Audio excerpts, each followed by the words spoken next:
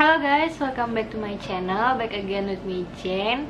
Hari ini aku mau buat ini baru, section baru, yaitu aku mau nge-resensi buku. Jadi kayak buku-buku yang aku baca, terus aku suka.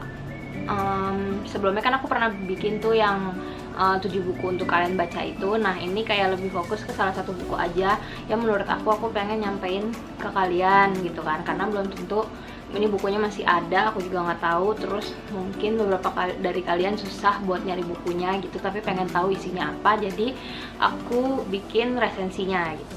Oke guys, jadi langsung aja kita intro dulu.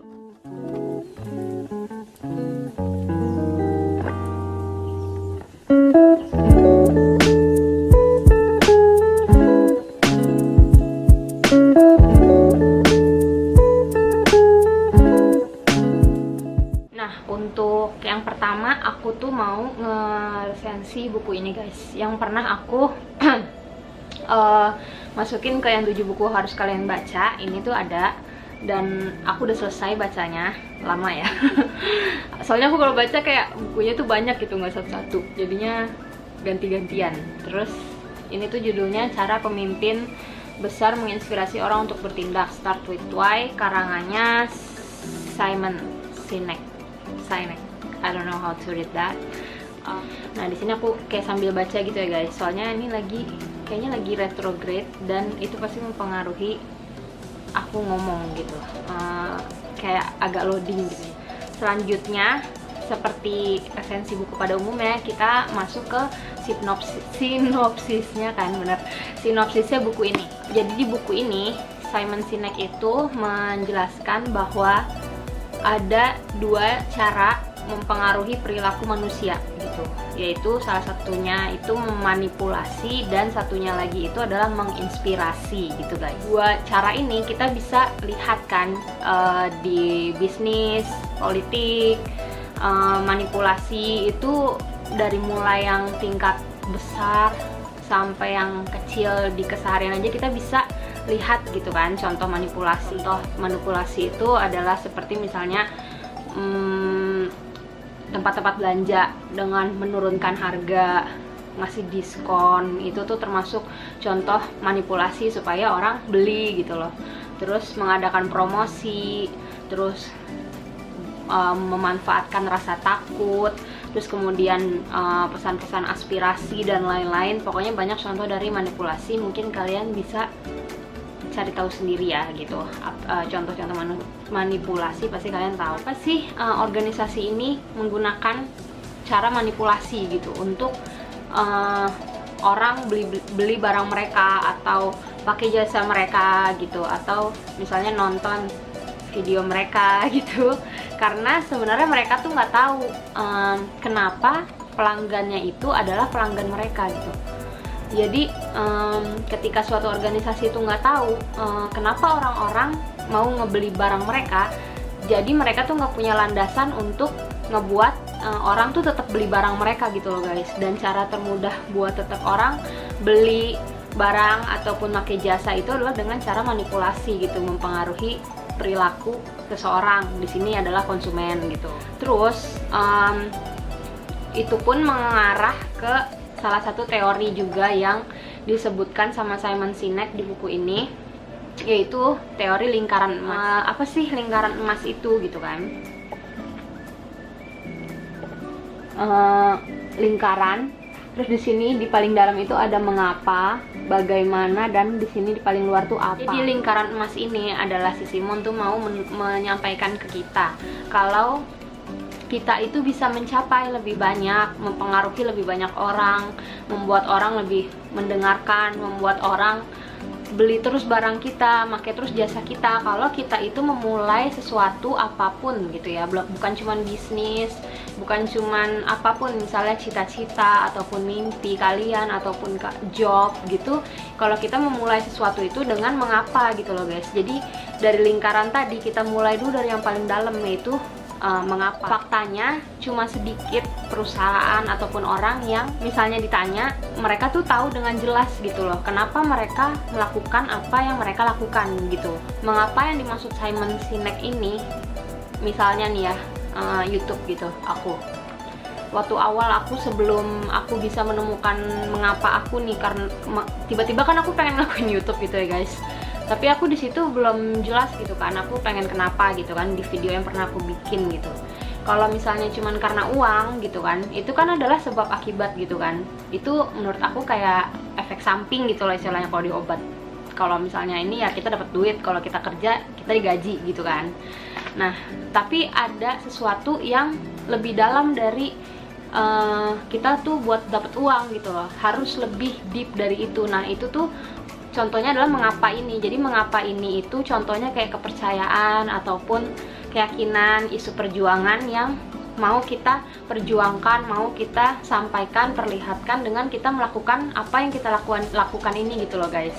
Ya misalnya isu perjuangan aku kan kita self awareness, self love, terus kita mengenal diri sendiri, kita menjadi diri sendiri, menjadi INFP seutuhnya gitu kan. Nah itu kan isu perjuangan aku nih gitu, makanya aku nggak mau menyerah jadi diri aku gitu, karena kalau misalnya aku aja nyerah ya nggak mungkin aku tetap di sini ngobrol sama kalian harus jadi diri sendiri dong, akunya aja nyerah gitu kan. Lingkaran emas itu tadi kan mengapa tuh, terus luarnya bagaimana, terus luarnya lagi apa, itu kan bentuknya buletan tadi kan.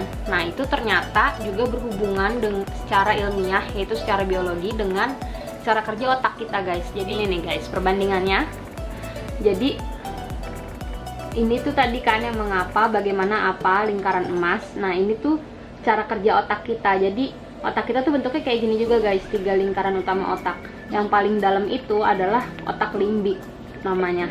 Terus 2 bagian ini otak limbik. Terus kemudian yang paling luar itu adalah neokortex gitu loh guys. Bisa ambil kesimpulan kalau yang di dalam itu tadi otak limbik, terus kan luarnya neokortex. Nah neokortex itu luarnya itu juga adalah bagian dari apa kalau misalnya di lingkaran emas gitu. Apa ini atau neokortex itu bertanggung jawab untuk pemikiran rasional dan analitis serta bahasa gitu guys. Jadi kalau misalnya kalian pikir yang logik, mikir secara bahasa, analitik, itu kalian sebenarnya lagi pakai bagian otak kalian yang neokortex yang luar itu gitu guys. Sedangkan ya bagian dalam otak limbik itu, dia itu bertanggung jawab pada perasaan kita gitu guys. Perasaan kita, terus kepercayaan, kesetiaan, pokoknya hal-hal yang bersifat abstrak kayak gitu ya.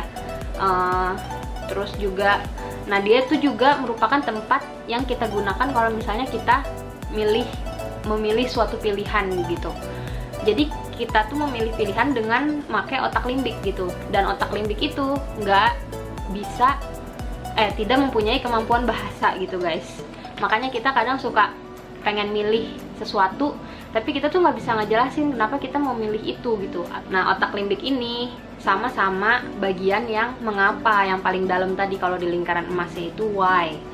Jadi segala sesuatu yang kita ucapkan dan lakukan itu harus membuktikan apa yang kita percayai gitu kan. Jadi kita cari dulu tahu mengapa, terus bagaimana kita melakukannya nih, dan kemudian jadilah produk kita apa gitu yang paling luar. Jadi apa hal-hal yang kita lakuin yang tetap mencerminkan kepercayaan kita gitu. Selanjutnya, kalian sebagai INFP pasti sering dengar kan kata autentik gitu.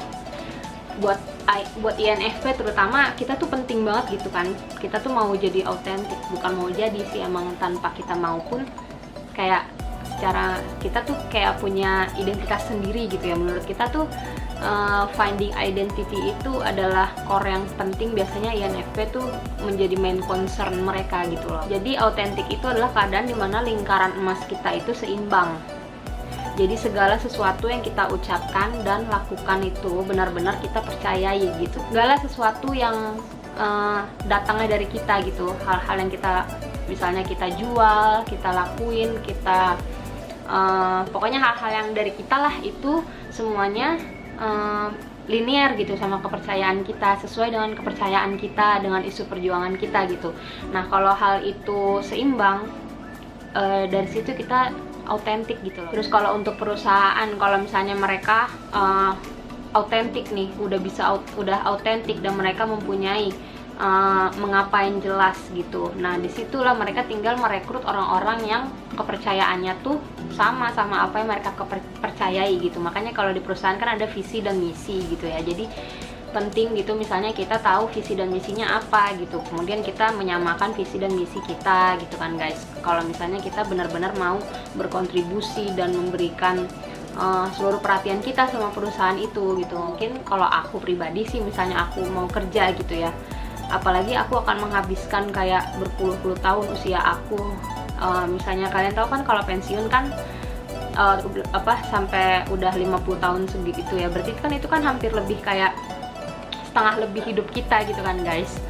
Dan aku maunya itu tuh bermanfaat dan sesuai dengan isu perjuangan aku gitu loh guys. Terlepas dari apa yang kita lakukan dalam hidup, mengapa kita tujuan itu, isu perjuangan atau kepercayaan kita tuh nggak pernah berubah. Ada yang berubah seiring dengan berjalannya waktu. Banyak perusahaan yang tadinya wow gitu, terus lama-lama dia jadi kayaknya isu perjuangan jadi kabur gitu, visi dan misinya lama-lama nggak jelas, karena misalnya lama-lama cuman kayak peduli dengan keuntungan doang gitu, padahal awalnya dia lebih dari perusahaan yang cuma ngejar uang gitu. Lama-lama karena ngikutin pasar, ujung-ujungnya itu namanya keterpisahan guys kalau kayak gitu. Jadi lupa gitu, lama-lama lupa akan mengapa itu, lama-lama jadi lebih fokusnya ke apa. Cara menemukan mengapa itu Simon juga masukin di bukunya, yaitu mengapa datang dari menengok ke belakang, dari pengalaman kita gitu. Nah, dari mana aku dapat isu perjuangan ini gitu kan?